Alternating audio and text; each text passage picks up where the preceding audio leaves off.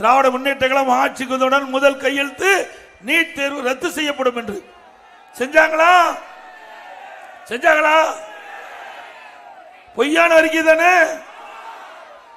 திரு உதயநிதி ஸ்டாலின் அவர் சென்றடமெல்லாம் தேர்தல் நேரத்தில் சென்றடமெல்லாம் பரப்புரையிலே குறிப்பிட்டார், திராவிட முன்னேற்ற கழகம் அந்த நீட் தேர்வை ரத்து செய்வதற்கு ரகசியம் இருப்பதாக சொன்னார். இதுவரை இந்த ரகசியத்தை வெளியிட்டதாக தெரியவில்லை. அண்மையிலே நடந்த சட்டப்பேரவை விவாதத்திலே முதலமைச்சர் தெளிவுபடுத்தி விட்டார், நீட் தேர்வு எங்களால் ஒன்றும் செய்ய முடியாது என்று கையை விரித்து விட்டார்.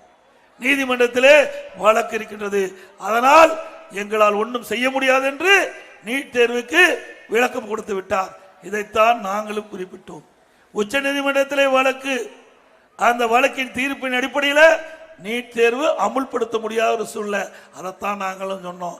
ஆனா பொய்யை திருப்பி திருப்பி சொல்லி மக்கள் மனதை மாற்றி இளைஞர்கள், மாணவர்கள், பெற்றோர்களை திசை திருப்பி தேர்தல் நேரத்தில் வெற்றி பெற்று ஆட்சி அமைத்த பிறகு இன்றைய தினம் நீட் தேர்வு ரத்து செய்ய முடியாது என்று சட்டமன்றத்திலே இன்றைய முதலமைச்சர் தெரிவித்து விட்டார். இப்படிப்பட்ட பொய் பேசுகின்ற முதலமைச்சர் நாட்டுக்கு தேவையா? பொய்ய பேசிதானே ஆட்சிக்கு வந்திருக்கிறாரு.